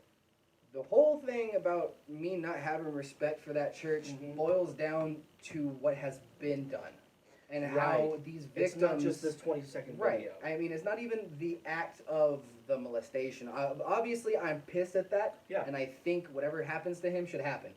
But the fact that the actions that were taken after it were close to none Yeah. is bad. People weren't notified, although, I mean, I can understand you don't want to put the victims' names out there, Right. which you don't do. Right. But you say, this is what happened, Right. this is who did it. If you want to talk, we'll talk about it. Right. And same with the guy who actually got caught using our church's Wi-Fi to download child porn, Oh my God. got charged twice with it. Even if it didn't happen and it was just an allegation, you gotta remove him anyway. Let's go back to what you said right at the beginning about the pastor saying, I want to be so far to the right. Mhm. Where was that mindset when that happened?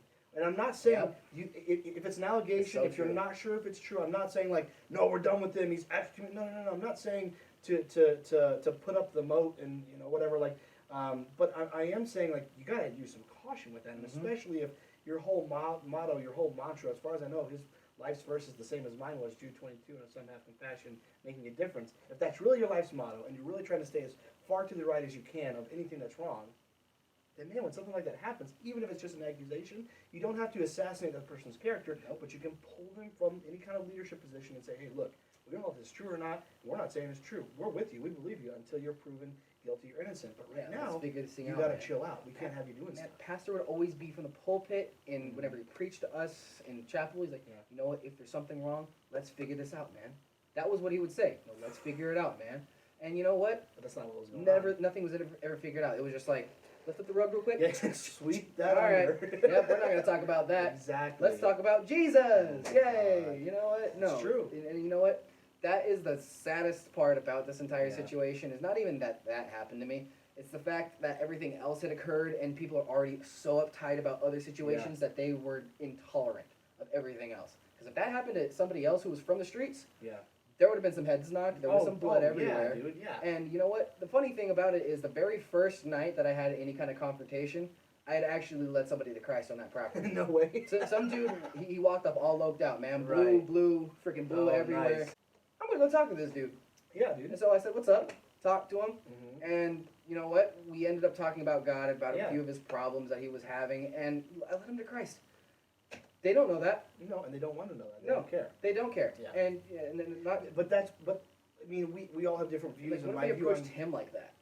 Exactly. But He'd be then like, what's up, homie? Right. Just quick. That would have been rough. It would have been quick. Yep.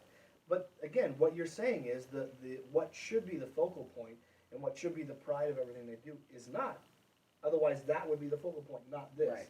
So sorry, you have more to say. I don't want to. So going back to the video, And again, what we're talking about is the context of it. Like, yes, the context is that was an ongoing issue for weeks, Yeah. and that the altercation itself, yes, there is more context. There was more that happened before the video, but what happened before the video, and this is the guy that's in it, what happened before the video was just more pushing and more lack of de-escalation from the security team, which that should be their entire priority, should be de-escalating Right. things. If they were to approach me and say, "Hey, man, what you doing out here? You know, you're supposed to be in Right. church." Right. If I would have been approached They calmly, could have been just that. the moment, if it wouldn't have started off with anger, it would have Right. ended with anger. Exactly. If it would have But started you- off, "Hey, man, you need to go in church. What you Right. doing up here?" Right. I'd be like, "Hey, man, I'm just putting my cigarettes away so I don't I'll smell in be- church." Yeah, I'll be Oh, right okay. in. You know what? Thank you for doing that. I appreciate that. And Just just put be your a- cigarettes away and go to church. Just be a normal, regular person. Done. Not Would've all been worked done. up. There was a conversation with law enforcement, right? And- Pretty one-sided. Very one-sided. So let me ask you this: if I heard everything correctly, it sounds like the church has actually filed something against you Yeah, they said in it was regards to this. 602. Okay, in regards to this incident, and a 602, I'm not law enforcement. You're not either. No trespassing. Okay, so it's a no trespassing. So Mhm. if you go back on the property, then what happens? I go to jail. Simply. But they didn't file against the drug dealer. Right. Yeah. And my He's okay. my stepdad, multiple people's parents, multiple Yeah. kids' parents had actually named him to the pastor and said, "This man is selling drugs to our kids." Didn't tell him Didn't to do get off the anything. property. The dude who was looking at child porn didn't Right. tell him to get off the property. Nothing was filed against all those That's kinds crazy. of people, but the one who's been going to church there You've and been- who's done. You went through their school. Your parents Dude, paid I money went to to the put you through their school. Philippines. I went to the Philippines with them on a Jeez, missions dude. trip. I was involved. Yeah, Man. definitely. And But you're no trespassing. yeah, me, I bet- can't bet even be on am that too. property. I bet I am too. That'd be funny to find. Yeah, and Now, have you got a chance to kind of follow up with that? Did you find out if like that has actually been filed? Have you seen anything yet? from what we know, my lawyers Yeah. have said that nothing has been filed that they can Interesting. see. Okay. So I don't know It if may the still be in paperwork hasn't. process. Yeah, it may not have gone through yet. It may be. It just still may have been sounds. retracted. It Who still knows? sounds fishy to me that someone, a member of law enforcement, is comfortable informing you that it's been filed. And again, I know I got Leo's on here, so let me know if like, hey Stuart, you're retarded. Like it's not. It takes time. Don't be stupid. So I may be going off, for no reason. But that's my concern is like, okay, if it was filed, then why can't someone, an attorney or lawyer who has access to that information, why can't they find it? That's weird. Right. Yeah, and I'm not really knowledgeable in that area Yeah, either, so I'm not exactly. going to go too far into it. But It's we had that- conjecture. Yeah, we had a short conversation prior to that phone call that I had Okay. showed you, and it was just like, honestly, I feel like he's just dealt with a lot of BS, and he's That just cop, like, you know yeah. what, I don't even really want to deal with I'm this. tired of this And church. he- And so again, I keep coming back to the context conversation because I want to make sure that people get the proper context.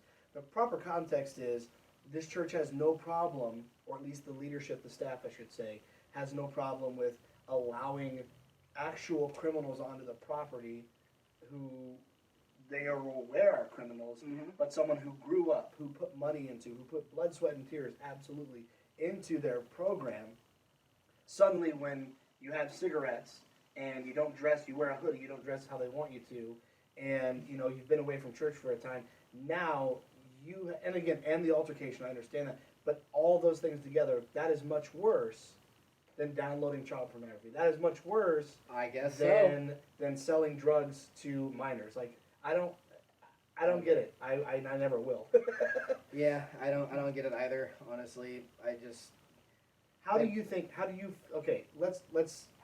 How do you feel like, what do you feel like could have been the church's steps here and a proper resolution to this, as opposed to, we're not going to talk to you, we're just going to go straight to the police and file no trespassing? Well, the funny thing is about it that after that instance Yeah. happened, my stepdad sent an email directly to pastor saying, Yeah. "Hey, let's get together, let's Yeah, talk about let's this," squash it. and he ignored him.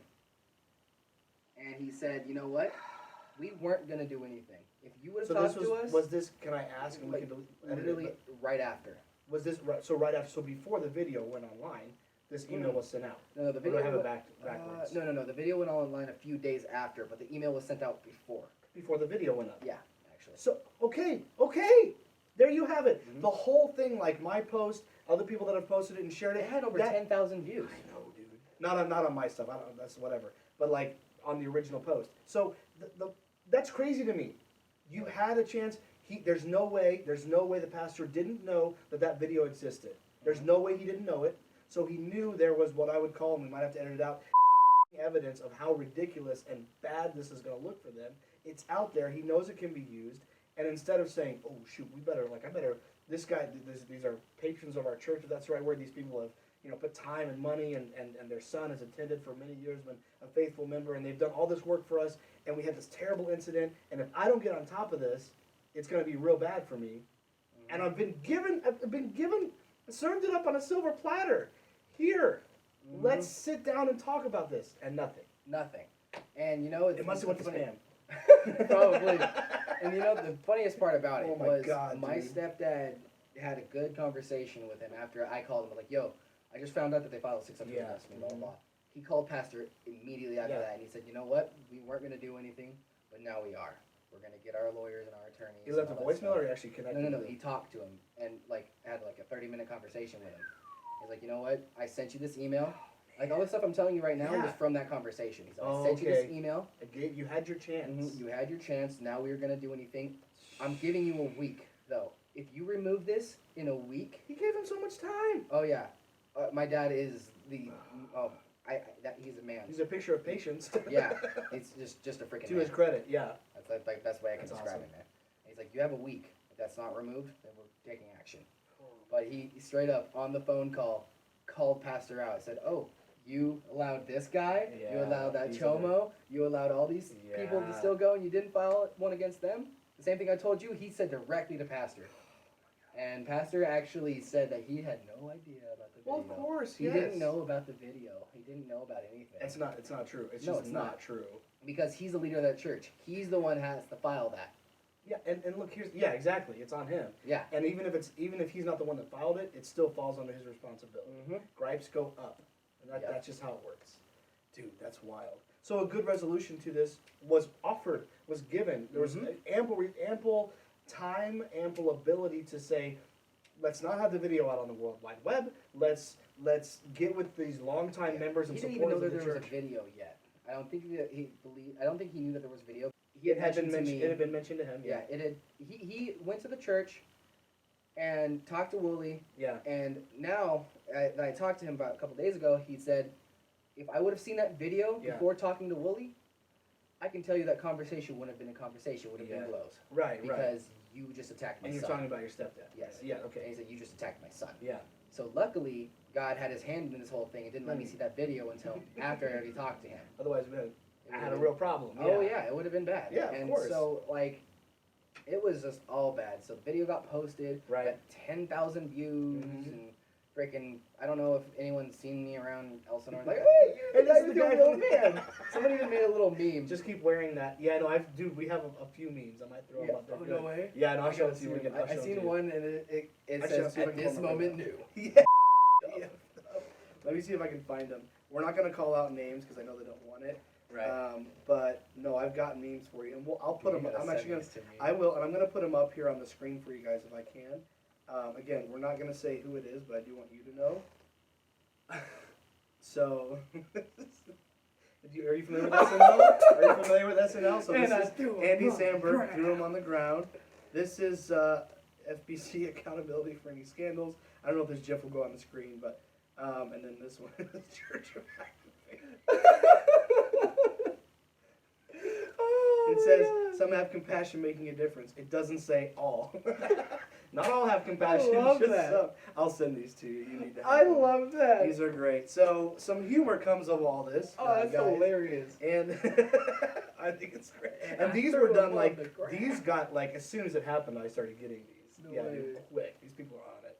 So, so we talked about what the police and the lawyers had to say. We talked about the fact that easy peasy lemon squeezy resolution was offered. It could have been squashed. It could have been. And I'm not saying that your family or anyone involved would have been part of sweeping anything under the rug. So much as I'm saying there was an opportunity to have this resolved in an adult fashion in a way that didn't have to. And by the way, the IFB is real big on keeping the police out of situations. Oh, They could have kept the police out of it, everything. But no, they chose to do this, which is just ridiculous. So, resolution was offered, it was denied, as far as I can tell. And so, from what you're telling me, Christian, the church hasn't directly reached out to your family in any way. The church itself, and I know some, and we're not going to get into it, we can cut it off if we want to, but like, I know there was a staff member, paid or non, that came by after to just kind of, you know, to make things right for himself. Yeah. And I'm he not came to speaking me- against him, but he wasn't acting on behalf of the church. Is that No. correct? Okay. Yeah, he came to me. He's like, you know what? I'm so sorry that I Good. didn't step in. That's a good and human. De-escalate the situation. Good.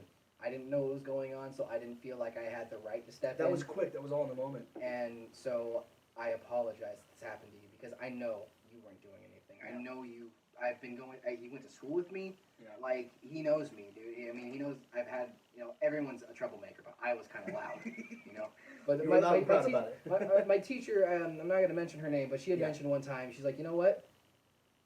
I trust him Yeah. because he may do stuff in my class and he may act up in my class, but he doesn't hide a single thing. Here's the He's thing. honest about it. I like that. And there's a meme. I'm always talking about memes, but there's a meme about being the black sheep.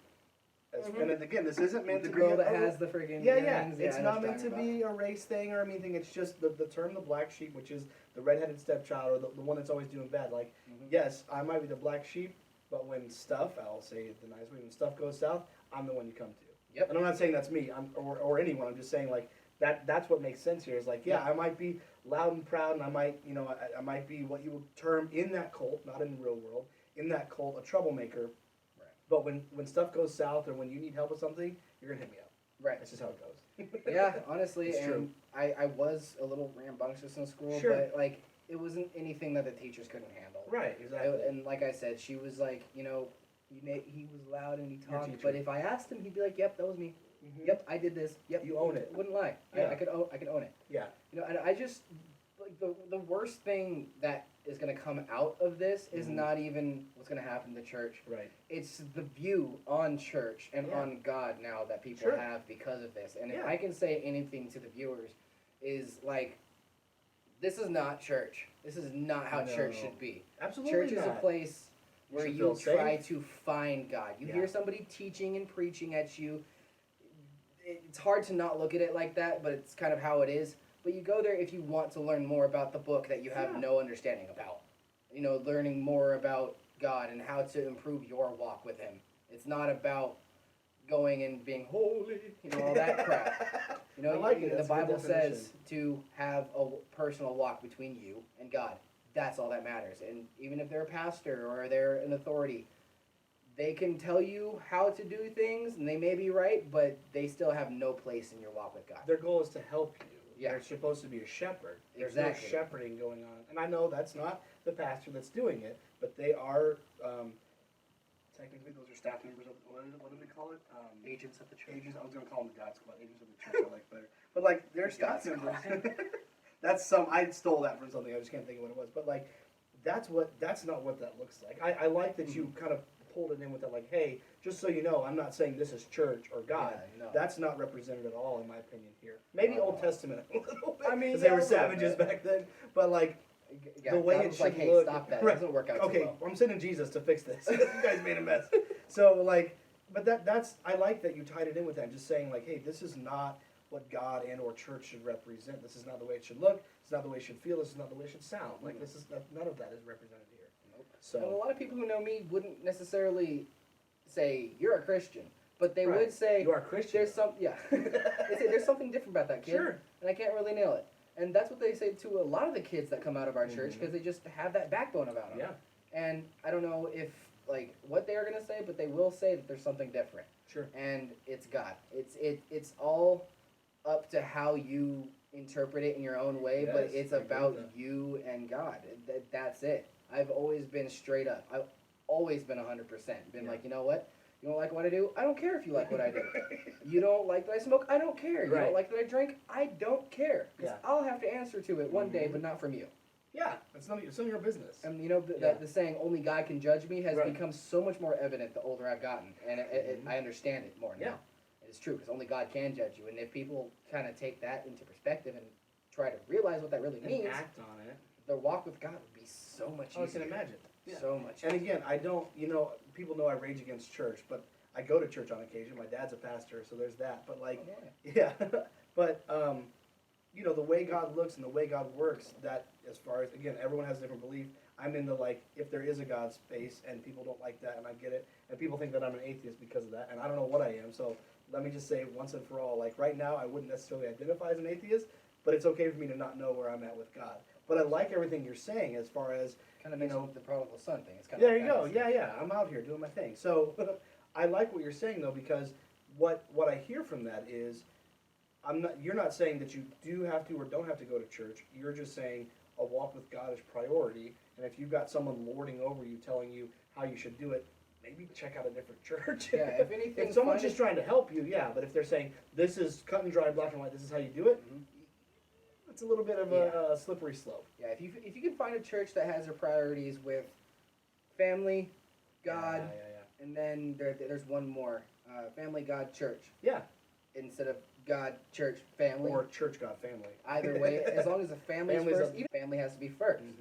And then you get God. I like that so much because that's not what I grew up on. That's not what I learned. That's not what I preached even when I was an assistant pastor.